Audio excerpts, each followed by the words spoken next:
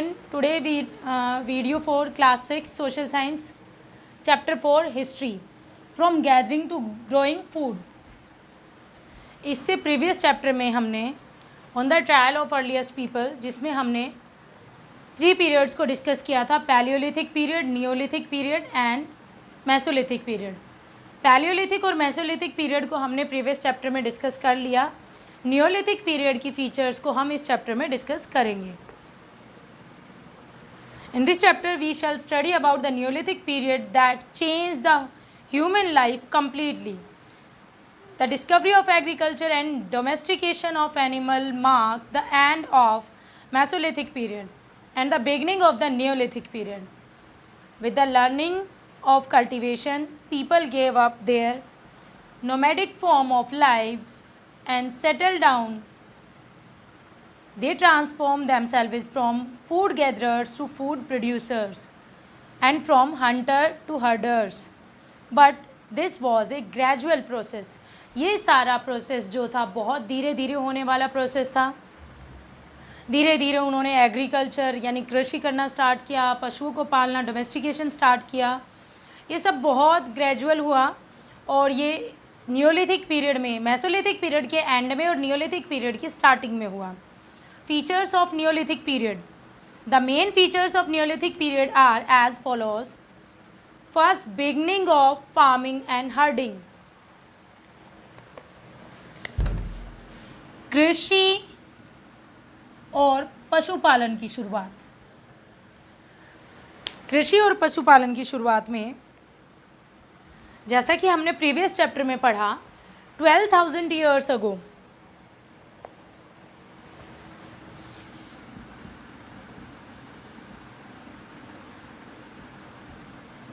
12,000 साल पहले climate change होना स्टार्ट हो गया. क्लाइमेट चेंज हो गया जिससे वार्म कंडीशंस यानी हमारा एनवायरनमेंट थोड़ा थोड़ा गर्म हो गया और उससे बहुत सारे ग्रासलैंड डेवलप हुए. घास उगी, घास के मैदान बने. उनमें से सेवरल ग्रेन बेयरिंग ग्रासेस, कुछ ग्रेन बेयरिंग, कुछ ऐसी घास थी जो अनाज बेयर करती हैं, जिनसे अनाज होता है, लाइक वीट, बार्ले, राइस जो है वो सब कंटिनेंट में धीरे धीरे डेवलप हुआ, उगना स्टार्ट हुए naturally. Thus slowly the plants and animals that people used as food. धीरे धीरे लोगों ने प्लांट और एनिमल जो थे उनको फूड की तरह यूज़ करना स्टार्ट किया. All these changes probably made people more observant and vigilant. इन चीज़ों से वो अर्लीस्ट पीपल जो है ऑब्जर्वर बन गए, विजिलेंट बन गए, नज़र रखने लगे अपने कामों पर कि इससे ये होगा, इससे ये होगा. चेंजेस को वो देखने लगे कि धीरे धीरे क्या क्या चेंजेस आते हैं. ये जो ग्रास है ये ग्रो कर रही है, इसके बाद इसमें कब सीड्स आएंगे, कब ये पकेगी, कब इसको काटा जाएगा, कैसे निकाला जाएगा. ज़्यादा ऑब्जर्वर बन गए इस पीरियड में. उन्होंने लोकेशंस फाइंड आउट स्टार्ट कर दिया कि जो है एडिबल प्लांट्स जो है हमें कहाँ मिलेंगे. लोकेशन जहाँ से edible where plant grew, edible plants मिले जहाँ पर प्लांट्स को उगाया जाए.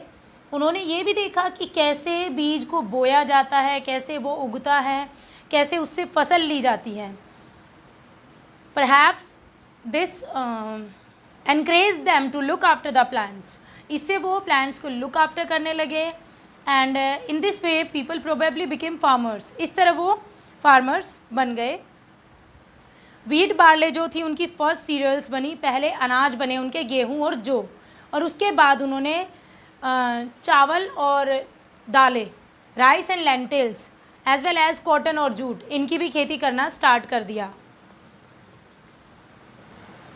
Farmer use simple tools like hoes, crude ploughs, कच्चा हल वगैरह वो यूज़ करते थे. क्रॉप को हार्वेस्ट करने के लिए सिक्कल्स वगैरह यानी दरातियों का प्रयोग किया जाता था. एग्रीकल्चर जो डिस्कवर हुई, इसका जो हिस्ट्री में जो है काफ़ी इम्पोर्टेंस है. इस एग्रीकल्चर की खोज से लोग जो है प्रोड्यूसर, फूड गैदरर से प्रोड्यूसर बन गए. फूड गैदरर मतलब खाना इकट्ठा करने वाले से वो खाना उगाने वाले बन गए. एंड उनकी लाइफ में काफ़ी चेंज आए। उन्होंने अपनी नोमैडिक लाइफ छोड़ दी और स्टार्टेड टू सेटल डाउन, और सेटल डाउन होने का उन्होंने सोचा। So these are the feature of first, these are the points of first feature: beginning of farming and herding, climate changing, development of grasslands, several grain bearing grasses, observe the location, and first cereal wheat barley, cereals for wheat and barley, second या later on जो भी है rice and lentils। इसके बाद discuss करते हैं beginning of settled life. ये था हमारी first feature.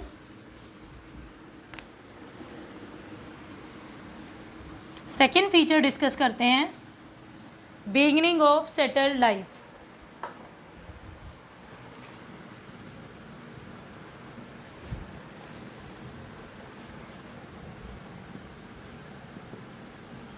beginning of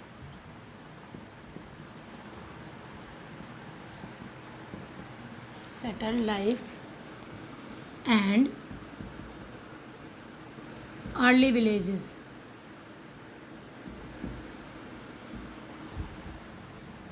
settled life, एक जगह रहकर जीवन जीना। जो लोग जिन्होंने फसल उगाना स्टार्ट किया, वो लोग एक जगह पर लंबे टाइम तक रहने लगे। ऐसा इसलिए क्योंकि जो बीज है उसको ज़मीन में डालेंगे, उसको उगने में टाइम लगता है, एंड फिर उसको कटाई करनी होती है, जब वो पकता है उसकी कटाई करनी होती है, तो इसमें काफ़ी दिन लग जाते हैं, काफ़ी दिन या फिर सप्ताह या महीने लग जाते हैं। कुछ केसेस तो ऐसे जिनमें साल भर भी फसल हो जाती है। So people have to look after the plants, इसलिए उनको प्लांट्स की लुक आफ्टर करने के लिए look after the plants and water them, weed them, drive away animal and bird to save them. 4. Look after the plants,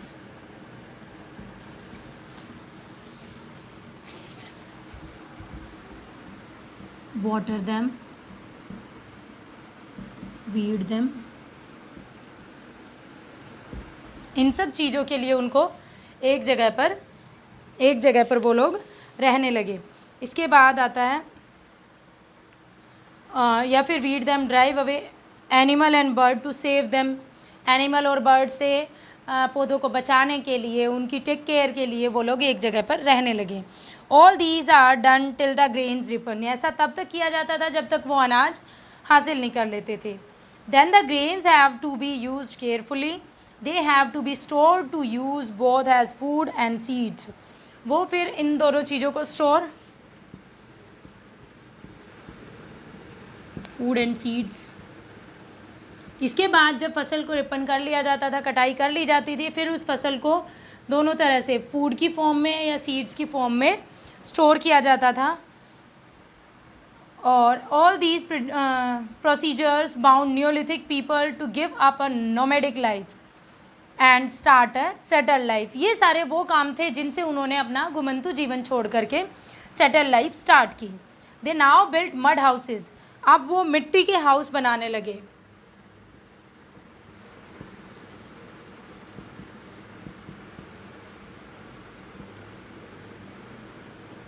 मिट्टी के घर बनाना उन्होंने स्टार्ट किया एंड उन पे थैचेस रूफ्स, घास फूस की छत बनाना और अपना छोटे गांव बसाना स्टार्ट कर दिया।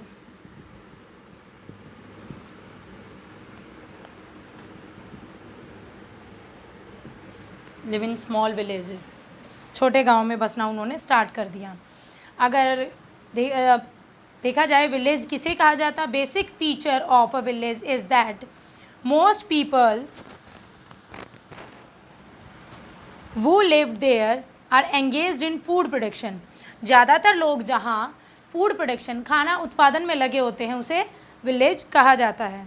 एनवायरमेंटल चेंजेस जो थे 12,000 साल पहले हो ही चुके थे, जिससे एनिमल भी ग्रो हो गए, एनिमल्स की संख्या भी बढ़ गई, क्योंकि वो घास पर ही सरवाइव कर पाते थे। और 12,000 साल पहले घास काफ़ी उगना स्टार्ट हो गई थी, क्योंकि हमारे एनवायरनमेंट में वार्म कंडीशंस वार्म कंडीशंस हो गई थी, गर्मी हो गई थी, चेंजेस हो गए थे। सो लोगों ने अब एनिमल्स को पालना शुरू किया, उनको फॉलो करना शुरू किया, उनकी हैबिट्स को जानना शुरू किया, उनके ब्रीडिंग सीजन्स को जानना शुरू किया। Knowing animal breeding season.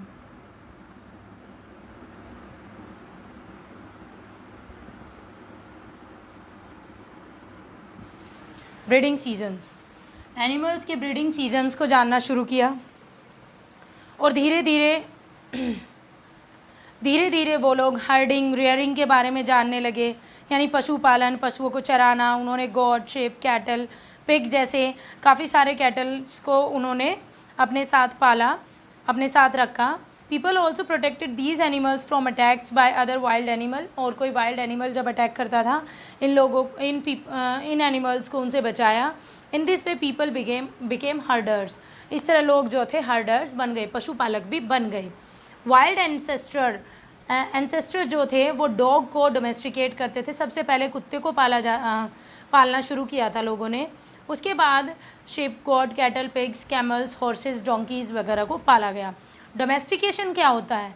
Domestication एक प्रोसेस है जिसके ज़रिए प्लांट एंड एनिमल को ग्रो किया जाता है।